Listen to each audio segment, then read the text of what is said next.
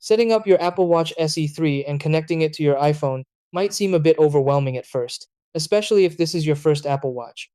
From turning it on to pairing, signing in, and customizing settings, there are a few steps involved that can feel confusing if you don't know the exact order.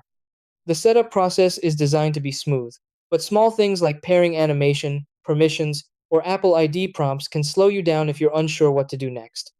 Once everything is connected properly, your Apple Watch becomes an extension of your iPhone, handling notifications, calls, fitness tracking, and more.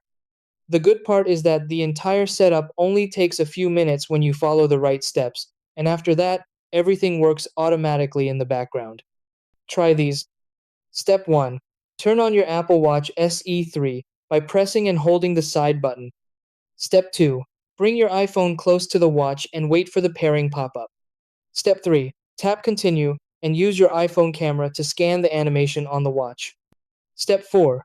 Follow the on screen setup, including signing in with your Apple ID. Step 5. Create a passcode and choose your preferred settings and features. Step 6. Wait for the sync process to complete and keep both devices nearby.